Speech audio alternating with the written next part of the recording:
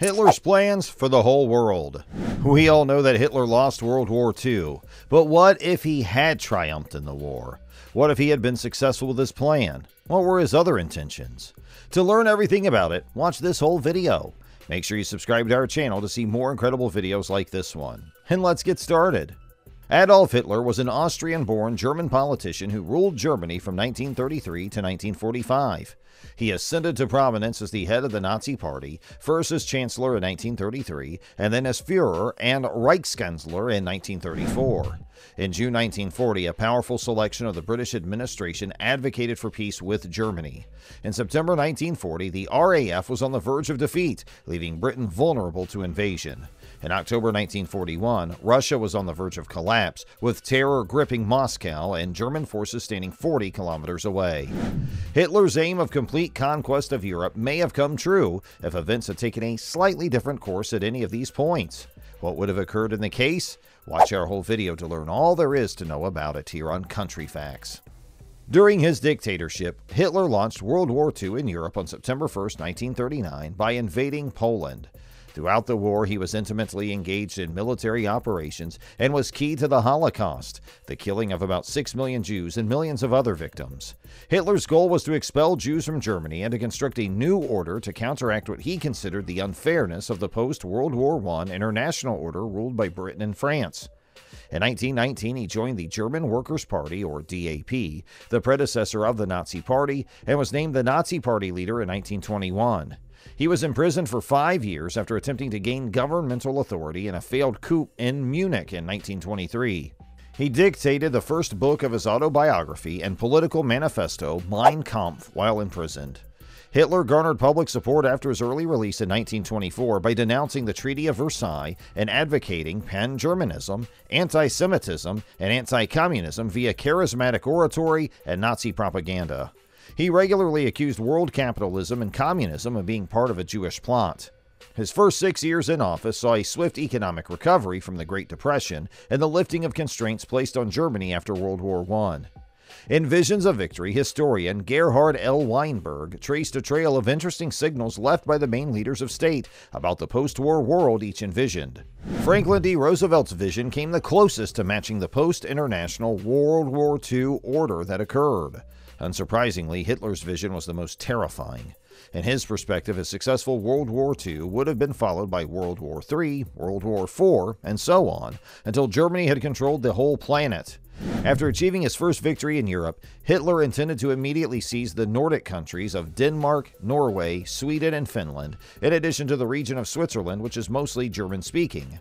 The barbaric general government of Poland would have extended as far east as 70 degrees east longitude, which is a little more than half of the whole Russian Empire, and turned the entire region into a vast pool of labor which could be used for anything. The remaining territory of the Soviet Union would be given to Japan temporarily.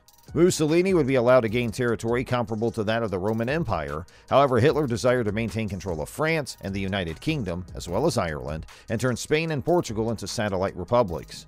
Hitler's plan was to finish off the defeated European states and return the colonies that Germany had lost in Africa south of the Sahara. He also planned to recapture the colonies that Germany had lost during World War I. He predicted that South Africa would side with the Nazis since the Afrikaners were vicious bigots in the same vein as Hitler himself. The Nazis had the goal of wiping out all Jewish people, as well as other subhumans throughout the regions they controlled. They also intended to do away with Christianity and institute a polygamous state policy in the hopes that male survivors of wars that were anticipated to kill 4 million German soldiers would be able to impregnate sufficient numbers of German women to forestall a decline in population. The two countries that were most important to Hitler in terms of alliances were Italy and Japan. It is possible that Italy, as a fascist state, will be permitted to keep its new empire for an indefinite period of time. On the other hand, Japan, after having conquered China, the eastern half of the Soviet Union, Southeast Asia, Australasia, and the Central Pacific, will eventually be conquered in turn. However, this will occur only after the United States, the last great power that is not under Axis control, is destroyed. Weinberg was only able to uncover the most most generalized plans that Germany had for addressing the last obstacle, which was the elimination of the United States. It seems that one of the primary reasons for this was Hitler's persistent underestimation of the American public, which he saw as a race of mongrels that was incapable of presenting a significant threat to Aryan military dominance and may experience an internal collapse at any moment. Even as late as the autumn of 1944, Hitler saw the British as his most dangerous opponent in the West. This was despite the fact that by that time, the United States had not only sent the most people, but also the most tanks, aircraft, and artillery to the European theater of operations. In point of fact, at that time, the United States was providing military aid to every nation that was engaged in the conflict against the Axis powers. The extent to which Hitler's racism dominated his worldview is proven not only by the fact that he was clueless about this matter, but also by the fact that he was very dumb. The initial European plan that Hitler devised had the reasonable objective of completing the conquest of Western Europe before turning on the Soviet Union. This was because the Soviet Union had upheld its non-aggression treaty with Germany up until the time that the Nazi invasion occurred in June 1941. If all had gone according to plan, the undivided power of the German army would have descended on Russia, and Hitler's vision of a Europe ruled by Germany and spanning from Ireland to the Urals might have very well come true. On the other hand, Hitler's overarching grand vision, which was to seize the rest of the world on a payment plan, would have been met with a problem that Hitler seems to have ignored. Hitler believed that Japan would remain at war with China and the United States for as long as it took for him to be able to consume his erstwhile allies. Imperial Japan was aware, despite this fact, that its partnership with Nazi Germany was only temporary, which is especially relevant when considering the terrible prejudice of Nazism. Hitler may have referred to the Japanese as honorary Aryans, but the term honorary Aryans itself reveals the ideological challenge posed by the alliance. And throughout history, there are numerous examples of alliances being broken as a result of shifting conditions. The Austro-Prussian Bruderkrieg that took place in 1866 was followed by the formation of the dual alliance between Germany and Austria-Hungary in 1879. Italy, which was the third member of the Central Powers in World War I, actually entered the war on the side of the Allies, and it would switch sides once more during World War II.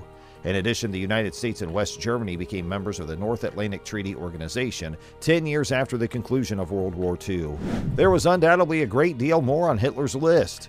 The incalculable brutality of his vision has been recorded at various points in history. Having said that, the guy had problems that extended beyond morality. His inflated view of both himself and Nazi Germany was incompatible with the objective world around him, and he was unable to find a solution. If the Nazis had prevailed in World War II, the German state would have descended further and further into anarchy until it finally disintegrated. Once more, this is due to a number of factors, the majority of which are significantly more complex than the explanations I've given. In spite of this, the enduring icon of a gigantic, stupid cylinder made of concrete that was too heavy for its own city's soil reveals a great deal about Hitler's state of mind. That's it. Let us know what you think about this video in the comments section. Like it and share it with your friends, and make sure you subscribe to our channel as well. Thanks for watching.